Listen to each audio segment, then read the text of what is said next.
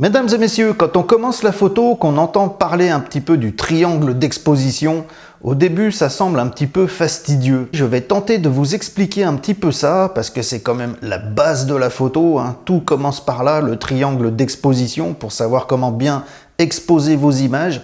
Et donc je vais tenter aujourd'hui de vous expliquer ça le plus simplement qui soit. Et j'espère qu'avec ça vous allez comprendre très vite et très facilement.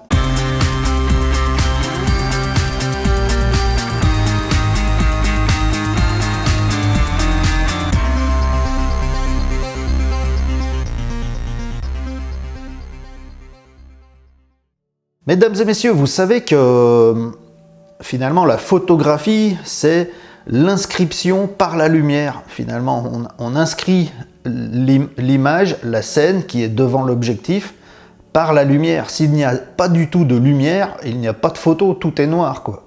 Donc la photographie, ça passe essentiellement avant toute chose par la lumière. Il faut un minimum de lumière pour arriver à enregistrer par la lumière une photographie sur le capteur de votre appareil photo. Et donc, il y a ce fameux triangle d'exposition, ce rapport entre trois facteurs qui vont permettre d'exposer votre image pour avoir suffisamment de lumière pour que votre scène que vous êtes en train de photographier soit suffisamment lumineuse, bien exposée et qu'elle représente un petit peu la réalité, en tout cas le rendu que vous souhaitez atteindre au moment fini de la photographie. Et donc ces trois facteurs, ils rentrent en ligne de compte constamment, tout le temps, quand on fait de la photo, quel que soit le mode qu'on utilise finalement, hein, mode manuel, où là, c'est nous qui avons la main mise sur les trois facteurs de cette exposition. Et puis, même quand on prend des modes semi-automatiques, en fait, l'appareil photo utilise toujours ces trois facteurs d'exposition. Alors, pour comprendre simplement, mesdames et messieurs, il faut savoir qu'en réalité, il n'y a que deux facteurs pour la lumière. Il n'y en a que deux en réalité, de point de vue physique.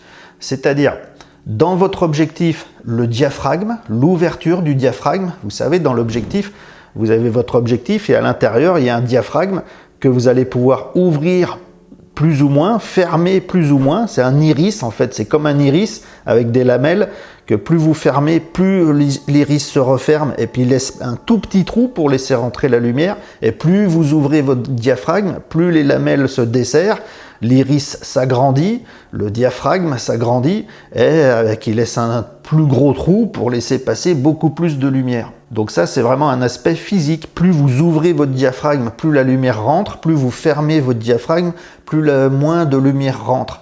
Et donc ça va rentrer forcément en ligne de compte sur la luminosité de votre image. Ensuite, le deuxième rapport qui reste aussi physique, c'est la vitesse d'obturation. Et ça, la vitesse d'obturation, c'est combien de temps le capteur va être face à cette lumière. Donc d'abord, vous avez réglé l'iris dans l'objectif, c'est-à-dire le diaphragme, pour laisser passer plus ou moins de lumière, laisser plus ou moins un gros trou ou un petit trou. Et puis derrière, le capteur, combien de temps il va être exposé à cette lumière qui rentre par le diaphragme, par l'objectif. Le temps de pause, ça, on appelle ça. Ce qui fait que plus vous allez laisser le capteur longtemps face à cette prise de lumière, plus il va prendre de la lumière, parce qu'elle s'additionne en quantité. Alors que si le temps de pause est très très très court, finalement il y a très peu de lumière qui va être enregistrée parce que le temps d'enregistrement va être extrêmement court. Et donc ça, vous avez votre capteur qui est derrière, vous avez votre objectif et derrière dans l'appareil photo, il y a donc le capteur et il y a un rideau qui va se lever, le temps de prendre la lumière et se refermer.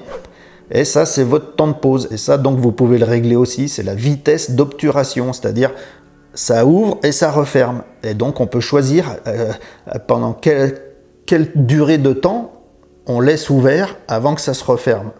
Donc ça impacte grandement aussi de point de vue physique l'entrée de la lumière.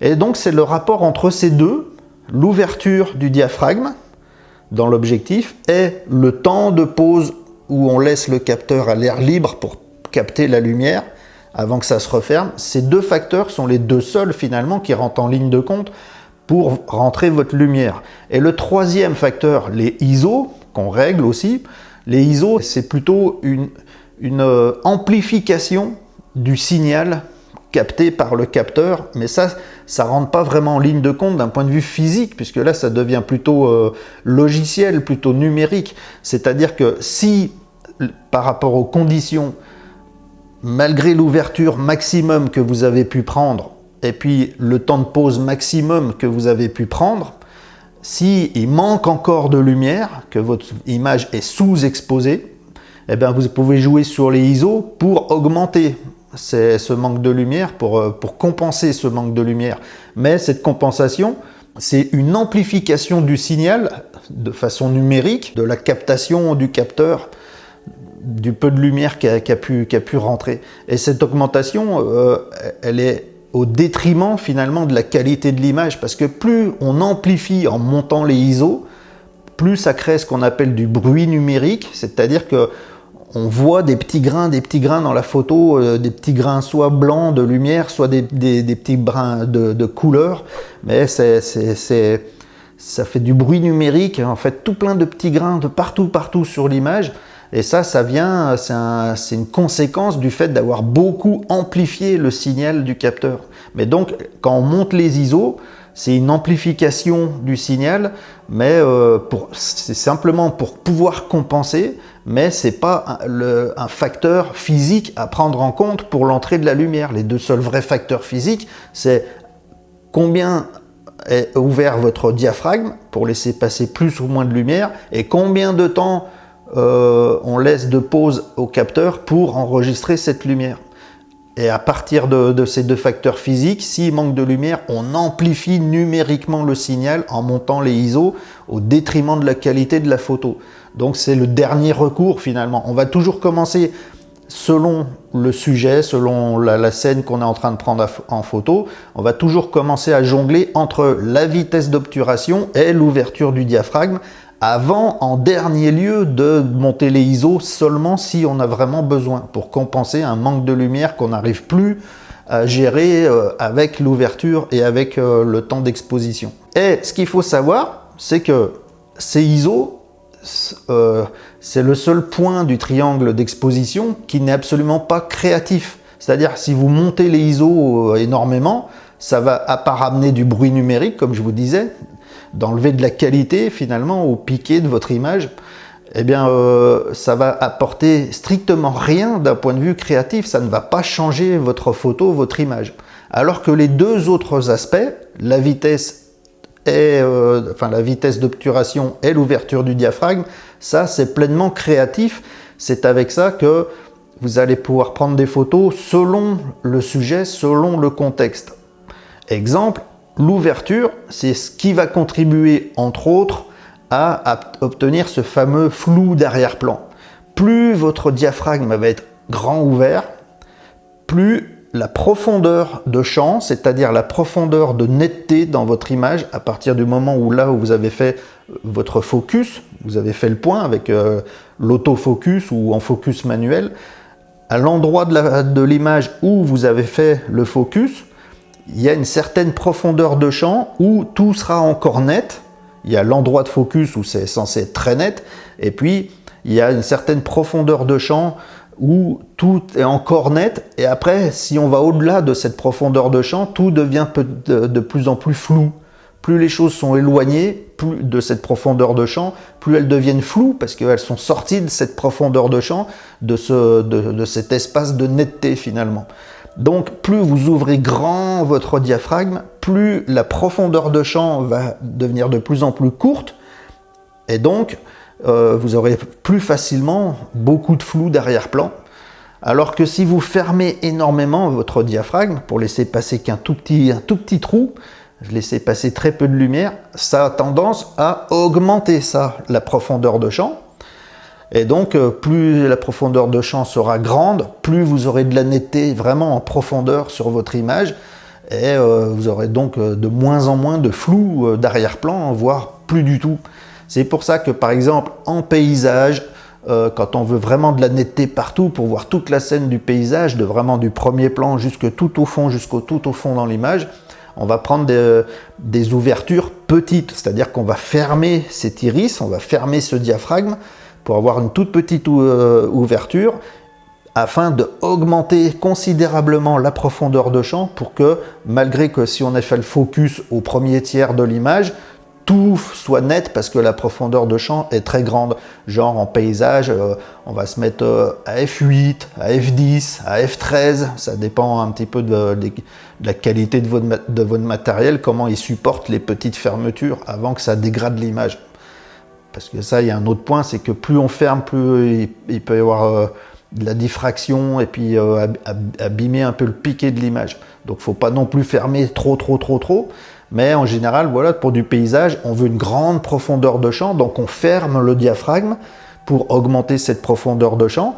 Et on va être par exemple entre f8 et f13 pour faire du paysage en moyenne. Alors que quand on veut faire un portrait, par exemple, puis qu'on veut vraiment le détacher, notre sujet, de son arrière-plan, ben on veut créer un gros flou d'arrière-plan pour voir le sujet net, le portrait, et derrière que ce soit tout flou pour amener de l'esthétique. Eh bien, à ce moment-là, c'est le contraire. On va donc ouvrir beaucoup le diaphragme pour faire une toute petite profondeur de champ, pour que si on fait le focus sur l'œil, ben, la profondeur de champ, elle va commencer un petit peu avant le focus sur le nez, et puis elle va finir un petit peu plus loin, juste après la tête. Et après, tout sera flou. Donc, on joue sur le diaphragme pour cet aspect créatif de profondeur de champ, pour avoir plus ou moins de flou d'arrière-plan ou plus ou moins de profondeur de netteté dans notre image selon ce qu'on veut faire, du paysage ou du portrait ou d'autres choses. Et en conséquence de cet aspect créatif qu'on aura voulu, qu'on aura cherché, ben, on aura donc obtenu une certaine ouverture qui va nous amener un certain nombre de lumières. Et donc, on va compenser avec la vitesse d'obturation si on manque de lumière. Mais cette vitesse d'obturation aussi, elle a un aspect très créatif dans le sens où pendant tout le temps où votre capteur est ouvert, enregistre la lumière, pendant tout ce temps, tout ce qui se passe devant, ça s'enregistre. Donc s'il y a quelque chose qui bouge devant, bah, ça va faire du flou de mouvement. Parce que par exemple, si vous prenez une vitesse d'obturation très longue, hein, par exemple 1 seconde, ça s'ouvre devant le capteur, ça reste ouvert pendant toute 1 seconde avant de se refermer. Et donc pendant 1 seconde, si votre sujet il bouge, eh ben, il va finir tout flou parce que ça va enregistrer la lumière pendant 1 seconde et ça va enregistrer donc tout ce qui s'est passé, tous les mouvements de lumière pendant cette seconde. Donc votre sujet, s'il a bougé, il va finir flou sur l'image. Donc ça, faut vraiment en tenir compte. Donc c'est un aspect très créatif aussi, la vitesse d'obturation, parce que selon ce qu'on veut faire, selon le contexte, on va devoir définir une vitesse adaptée au contexte. Par exemple, si vous avez un sujet qui bouge, une photo de sport, voilà, une photo d'action, où ça bouge beaucoup, bah là, il va falloir prendre une vitesse d'obturation extrêmement rapide pour figer le mouvement. Par exemple, 1 millième de seconde. Par exemple, à 1 millième de seconde, vous vous rendez compte, c'est juste 1 millième de la seconde, ça fait clac clac extrêmement vite en 1 millième de seconde, et là donc, ça a le temps de figer le mouvement, même si votre sujet bouge. Donc ça, voilà, c'est un aspect créatif. Ou alors, au contraire, par exemple, vous savez, ces fameuses belles photos de paysages, quand il y a de l'eau, une rivière, un lac et tout ça, puis qu'on voit cet effet du filet de l'eau, qu'on voit que l'eau est lissée tout en douceur, qu'on ressent cette impression de mouvement de l'eau. Et ben ça, justement, c'est avec une pause plutôt longue.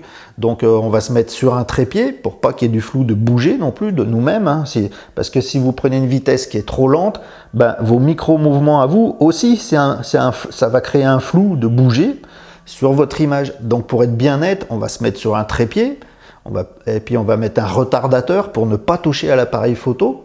Et puis on va prendre une pause longue, par exemple du paysage avec la rivière, et pendant cette pause longue, ben, tout le mouvement de l'eau s'enregistre pendant tout le temps de pause.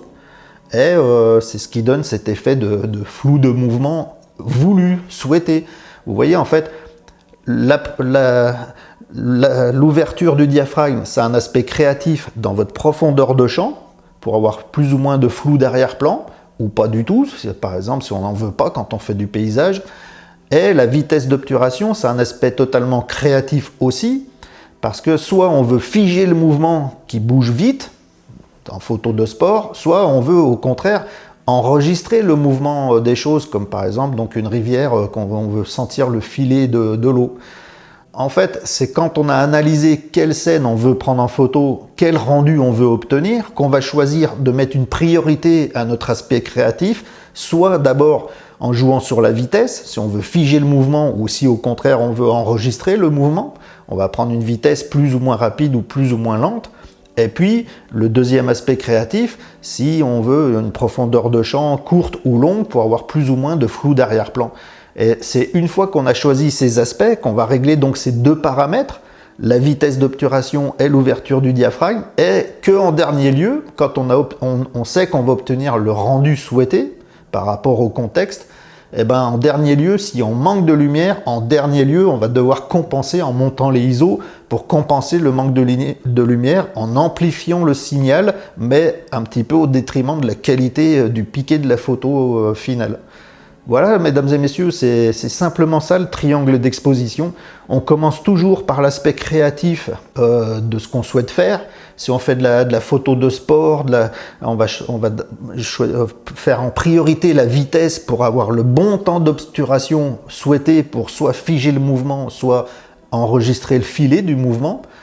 Ou alors, si c'est quelque chose qui ne bouge pas, mais qu'on veut jouer sur la profondeur de champ pour avoir du flou d'arrière-plan ou pas, on va prioriser d'abord l'ouverture et ensuite régler la vitesse. Vous voyez, c'est soit on règle d'abord la vitesse pour le rendu souhaité et puis après l'ouverture, soit on règle d'abord l'ouverture pour le rendu souhaité et après la vitesse. Mais on fait ces deux-là en premier en général pour obtenir tout ce qu'on va vouloir obtenir au niveau du rendu de la photo. Et en dernier lieu, on va augmenter les ISO parce qu'eux, ils ne sont pas créatifs, ils n'apportent rien à la création et ils sont même au détriment de la qualité de la photo. Ils sont là juste pour compenser quand les deux premiers paramètres sont bien réglés et qu'il manque encore de la lumière, tout simplement. Et le triangle d'exposition, c'est jouer sur ces trois valeurs pour toujours avoir une image qui soit suffisamment bien exposée et qui reflète la réalité de ce que vous êtes en train de shooter.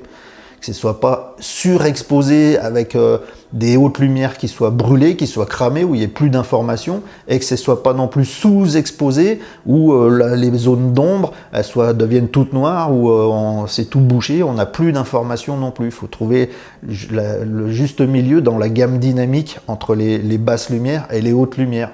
Donc on règle notre exposition avec ces trois facteurs. D'abord l'ouverture ou d'abord la vitesse selon le rendu souhaité. Et en dernier lieu les ISO pour compenser, pour avoir une exposition suffisante. Donc un exemple, si je fais un portrait à main levée, je vais me dire, moi je fais un portrait, je veux avoir un super joli flou d'arrière-plan pour détacher mon sujet de l'arrière-plan. Donc je veux une profondeur de champ qui soit courte, donc je vais prendre une grande ouverture, le maximum que je puisse faire par exemple. Admettons F4, F2.8, F1.8, ça dépend de mon objectif. Donc je vais prendre une grande ouverture pour réduire cette profondeur de champ pour avoir beaucoup de flou d'arrière-plan. Mais comme je suis à main levée, je vais faire attention à ma vitesse quand même, parce que mon sujet aussi, mon modèle, il peut bouger un petit peu au moment où je vais prendre la photo, vous voyez, comme ça, il peut cligner des yeux, enfin plein de choses, des micro-mouvements. Donc je vais prendre une vitesse d'obturation quand même pas trop lente, parce que moi aussi je suis à main levée, je veux pas qu'il y ait du flou de bouger dans mes micro-mouvements. Donc j'ai réglé en priorité mon ouverture pour avoir mon flou d'arrière-plan, mais je vais quand même faire attention à ma vitesse. Genre pour un portrait, je vais mettre au moins à 1/2 centième pour que à 1/2 centième de seconde, le mouvement soit suffisamment figé pour que j'ai pas de flou de bouger et j'ai pas de flou de mouvement de mon modèle. Ou alors, si je fais un paysage, par exemple, je vais plutôt fermer beaucoup mon diaphragme, comme je vous disais, pour augmenter la profondeur de champ, pour que ce soit bien net partout, depuis le début du plan jusqu'au fond du plan. Donc je vais me mettre à F8, à F10, et puis si je suis à main levée, là aussi, à main levée, je vais bien me caler, puis je vais peut-être me mettre par exemple à 1/100 centième, 1/125e. Ça suffira pour mon petit flou de bouger, puisque lui, le paysage ne bouge pas, il n'y aura pas de flou de mouvement. Vous voyez, c'est tout comme ça qu'il faut réfléchir à la chose.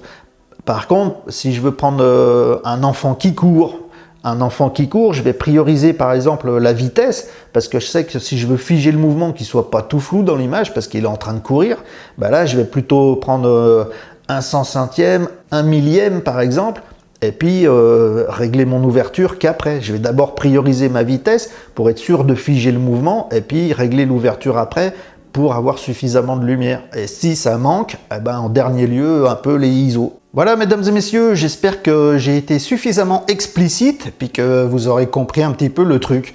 Moi, je vous invite, si c'est pas bien net pour vous, de revisionner un petit peu cette vidéo et puis de faire des petits tests en même temps que les trucs que je vous expliquais, hein, quand je vous parlais d'ouverture avec la profondeur de champ, de faire des petits tests, de régler votre vitesse en conséquence. Et puis au contraire, quand vous faites quelque chose qui a rapport à la vitesse, hein, figer un mouvement ou plutôt laisser un filet de mouvement, bah, de faire des tests et puis de régler votre ouverture en conséquence.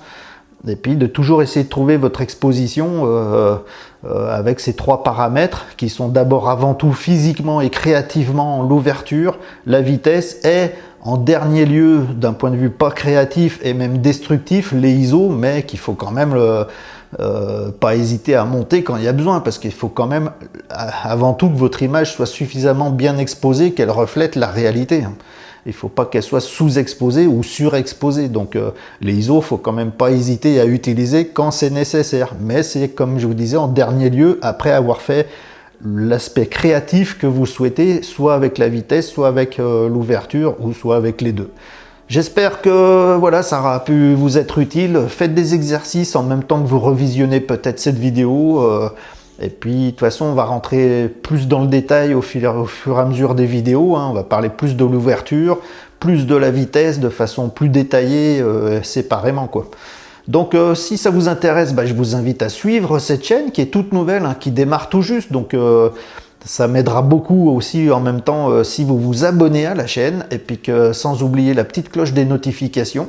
Ça m'aidera beaucoup aussi pour les algorithmes YouTube, si ça vous a plu, si ça vous a été utile, de mettre un pouce vers le haut. Ça c'est très intéressant pour YouTube, pour lui dire que bon, bah, cette nouvelle chaîne elle est intéressante, ça vaut le coup de lui donner un peu de visibilité.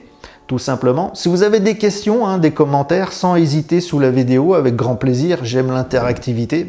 Et puis voilà, partagez la vidéo si vous pensez qu'elle peut être utile à quelqu'un qui est en train de commencer la photo. Voilà, tout simplement. Merci pour votre contribution, merci d'avoir suivi jusqu'ici et à une toute prochaine fois. Bye.